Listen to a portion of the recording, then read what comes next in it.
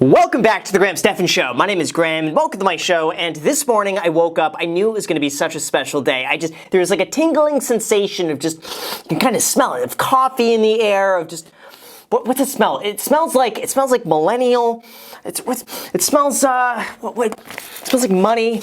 Wait for it, we got a brand new episode of Millennial Money, and not just any episode of Millennial Money. This is probably the episode that is closest to my heart because really, it's this episode in particular that really started off the second channel. If it wasn't for this, Millennial Money would not have even been a thing here on the channel. I'm not sure how far along we would be over here. I just don't think we would all be here today if it wasn't for this one here, and this was the very first Millennial Money episode I've ever reacted to. This came up, I thought it was such a good video that I just filmed my reaction to it. That was entirely unplanned, entirely natural. That was my real reaction watching it, and sure enough, that video now has over 1 million views. Because of the success of that video, I went to Detroit right afterwards, within like a week and a half after that video doing really well. I went and met the guy, Alex, in person, and I confronted him. I got on an airplane. Guys, I got on an airplane. That's my dedication to Millennial Money, just to go to Detroit to meet this guy and confront him because the video did so well. And today,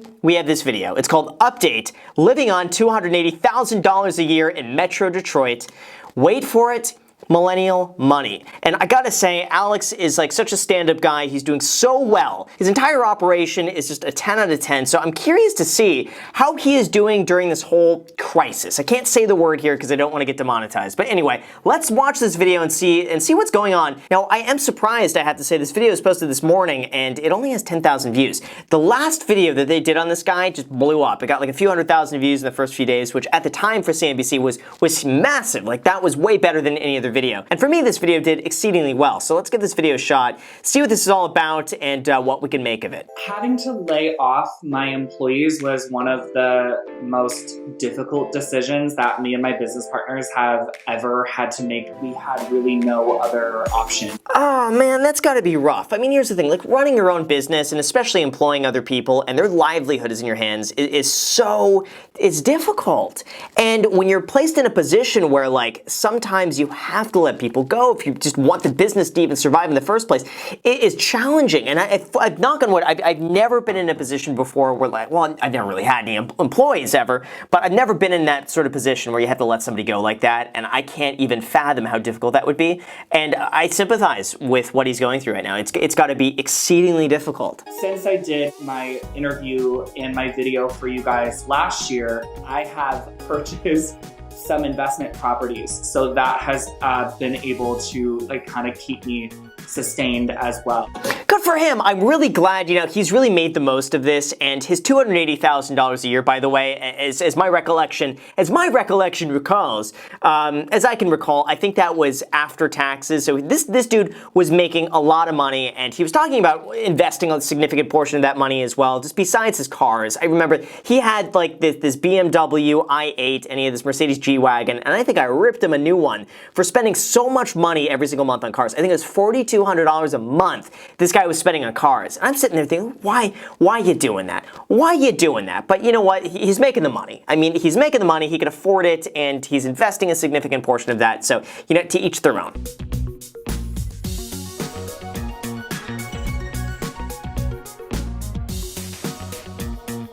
Yikes, yikes, yikes, yikes. That's gotta be rough.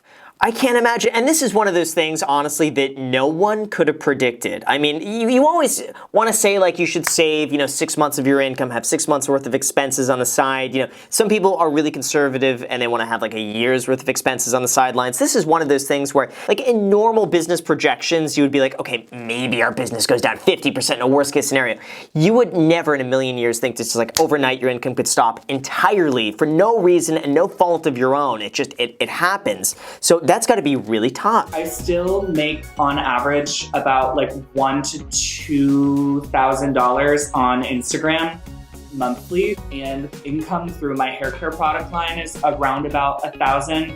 And through some other investments, it's round about like $1,000 to $2,000. Here's one of the things that I really felt like he should do exceedingly well on, and that was YouTube. Like, he has, I think, the perfect combination to do so well at YouTube, and you know, I know he started uploading some videos, so let's see. Let's go to his channel here. Alex Pardo. Let's see what we got. Alex Pardo, so he's got right now almost 5,000 subscribers. So how about this? I'm gonna link his channel down below in the description. Let's get him to 5,000 subscribers.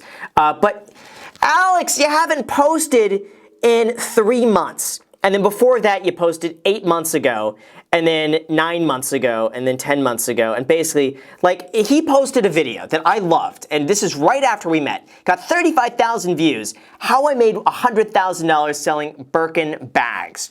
Love it. That was his video. And then A Day in My Annoying Life, almost 10,000 views, but it's just, YouTube is really about consistency. And I get it. From his perspective, he's running a business. The business is doing really well. YouTube for him probably isn't making him any money. Probably not. Oops. Don't want to spill that. YouTube is probably not making him any money compared to everything else he's doing, so he probably thinks, and rightfully so, all the opportunity right now is growing my business. I get it, YouTube is a bit on the side, but YouTube, in my opinion, could have been one of those things you automate, you have someone basically do a Gary Vee. It's just a Gary Vee of your life, doesn't take really much time out of your day because you're just going about your normal day, someone's filming you, and make a crap ton of money. Now, even though ad rates have gone down on YouTube, about 20 to 30% depending on the channel and the type of advertiser. Overall, people are flocking to YouTube right now, which more than makes up for the lost income. So it's like, even though you might make less money, well, all of a sudden you're getting all these new people to the channel, which kind of balances each other out. But yeah, YouTube, I would say, is a good source of just diversifying your income in general. But anyway, let's see what his typical monthly spending is like. When I did my interview last year, I had no financial advisor just because I didn't know any better, and I was young and dumb, and I think a lot of people are young and dumb, and they just, if you're not taught finances. Okay, so again, his typical monthly spending here, this is the one thing that got me. Car expenses, $4,200 a month. I said that was way too high. He should not be spending that much money on cars. I mean, just a significant portion of his money is, boom, gone cars. MISC, $33.75. That went to travel donations, entertainment, clothes, cabs, pet expenses. That was one of those, he was spending a lot of money on clothes. Now, he was buying a lot of those luxury clothes pre-owned, so they do retain somewhat of their value. It's just a lot of money to spend. Food, $2,500 a month on food.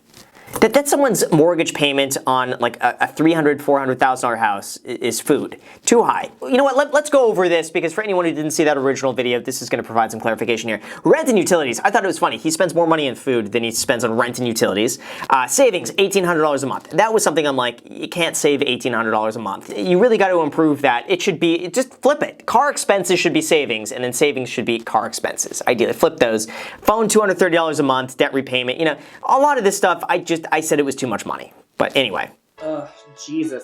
My budget for white wine and White Claws has skyrocketed, let me tell you. See, again, he's got a good personality for YouTube. That made me laugh. I laughed. That was a genuine laugh, for real. The past month has been a little intense for me and my business. We ended up shutting our doors on March 17th, which has been difficult for us because we have so many employees that depend on us. We ended up taking advantage of the small business loan.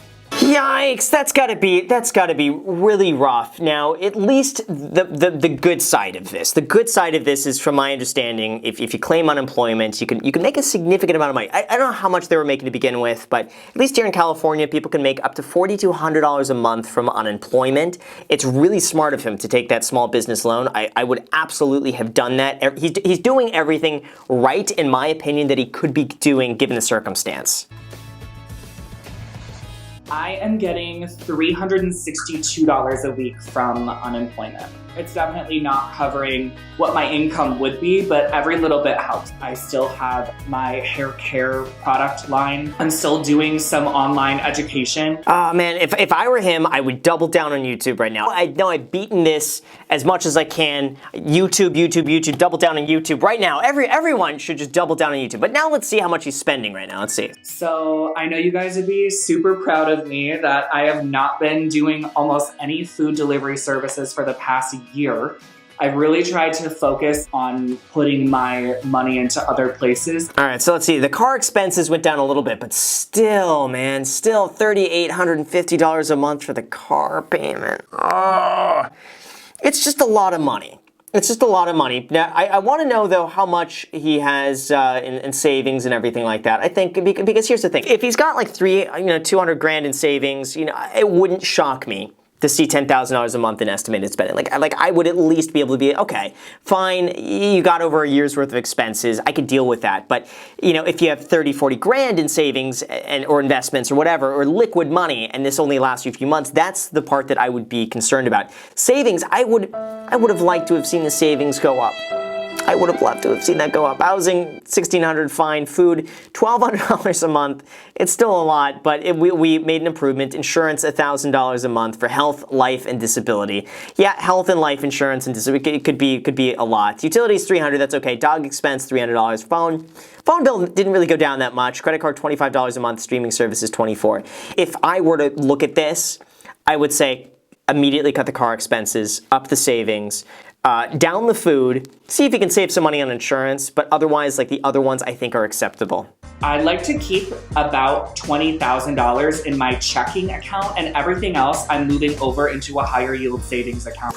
I agree with that. I do something similar. I always keep some money in a checking and savings account, and then anything over like a certain amount, I'm just like, it's kind of stupid to keep that much money in there. Let's move it over to a high interest savings account. And then from there, I just wait for a good investment opportunity, and when something comes up, I just, boom, just go and buy it. I have about 35,000 in my high yield right now. If we're going to be quarantined past May 15th, I will most likely cut back on adding any money into my life insurance, my Roth IRA, my brokerage, and my other like savings plan. Oh, no. I would personally just continue contributing to the investment accounts. I don't know, man. It's a tough one. I feel like I would first like dump the cars or like dump anything else you can before not contributing to retirement accounts or savings. Like anything else to me would come before that, like including the cars or the bags or anything like that. But yeah, all things considered, I would like try not to scale back on savings and just cut back on everything else first.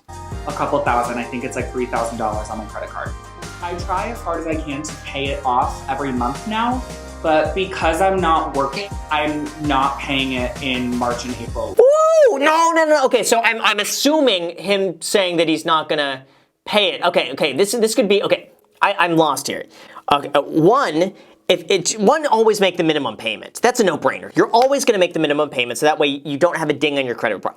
He's gonna do that. I'm assuming you'll make the minimum payment. Fine, okay, that's good. If it's a 0% interest credit card, that's the only reason ever why I would ever say to make the minimum payment on a 0% interest credit card and just let it ride. If it's not 0% interest, you got to pay down the credit card as soon as possible. I would rather you take money from anywhere else and pay down the card. I would rather you not contribute to a Roth IRA and just pay down the card. Pay down the card if it's not 0% interest, unless it's 0% interest and you're just making the minimum payment, in which case, it's okay. There we go. It literally just says, here we go. He's still paying him the minimum. Okay, gotcha. Okay, well, that whole rant was for nothing then. But yeah, so that makes sense, and I agree with him on that. I've been thinking a lot about how our salon is going to bounce back after the pandemic ends, and truthfully, I don't feel panicked about it just because if it's something I can't control, it's not necessarily anything I'm gonna throw a fit about. I agree. I really agree with that. I think that's such a healthy mindset that you should not worry about that in which you can't control. This is out of his control at a certain point. It is the reality, and there's nothing you could do or worry about that. The only thing you really can do from there is just decide what you're gonna be doing about it. So yeah, I agree. Worrying, it really doesn't serve that much of a useful purpose, except just to figure out what you're gonna do and what your next plan is. My salon specifically, I'm not necessarily worried about us bouncing back. Just the state of our clients in general, I know that they're really, really excited to get back in the salon, so I feel really confident about our salon bouncing back. You know what I'm gonna say, and this is just purely anecdotal from my own point of view, is that I've always gotten a haircut every other month. And for like the last 3 months, I didn't get a haircut, and then my girlfriend ended up cutting my hair, and it turned out perfect. And I realized, like, wait a second, I could just get my hair cut for free and save $35 every other month. And not only that too, but it's also the time. It's like the 35, 40 minutes I spend getting there, the 20, 30 minutes in the chair, and then the 30, 45 minutes getting back. It's like that's 3 hours of my day that's just gone. And when I could spend that 3 hours just going reacting to Millennial Money instead, it's like it makes sense. It just makes sense. So I have a feeling this could, at least in the short term, change the outlook for at least a lot of guys, I feel like, if they can cut their own hair. Because they'll probably realize that, like, hey, like, they could do it, it's gonna save them money, it's gonna save them time. Now, I think with women it might be difficult, like coloring their hair and stuff like that. That's probably, I don't know how difficult that is to do. I'm assuming it's very difficult, and that's why people pay a lot of money to do that. So it might be different for him. But at least from my perspective, I think it's definitely going to change the game, at least for the next 24, 36 months, in terms of how people spend their money, save their money, and I think just a lot of people are going to be afraid. A lot of people are going to be afraid that it's going to come back, it's going to get worse, they know it can happen, so now they're going to be preparing for it. So it's definitely something where I feel like anything online, I think, is going to be doing exceptionally well. Anything in person like this, including restaurants, I just don't know. I think it's so beyond what I'm capable of trying to, like, decipher. I have no idea what's going to happen, but at the very least, I know Alex is really dedicated towards his business. He runs a great business, and I have no doubt that just from the perspective of customer service and just the quality of work that he does, he's going to be fine on that front. But if I were him, I would be scaling back on how much money is spent. And I think doubling down on YouTube right now, and just anything online that you can, is going to be the best course of action. So what I want to do is this, because Alex, like, you got to post more often on YouTube. I want to see more videos come up from you on YouTube. So I'm going to link your channel down below in the description, and I hope you start posting there more often, twice a week. Twice a week, and you're going to be very happy with that. And I have no doubt you'll be at 100,000 subscribers if you could just dedicate posting twice a week for the next year. It's going to happen. I think that is going to be so valuable. And lastly, my next piece of advice is to use the link down below in the description and get your 2 free stocks from Webull, because they just have a brand new offer now, never before offered before. So anyway, what their new offer is that when you deposit $100 on the platform, they're going to be giving you the same 2 free stocks, except now the first stock could be valued up to $250, and the second stock could be valued all the way up to $1,400. So basically now that first stock could be worth a lot more money. So if you want your 2 free stocks, if you haven't done that yet, use the link down below in the description, get your 2 free stocks. Let me know which 2 you get. And of course, as always, make sure to smash the like button, subscribe, hit the notification bell, add me on Instagram. I post it pretty much daily, so if you want to be a part of it there, feel free to add me there. Thank you so much for watching, and until next time.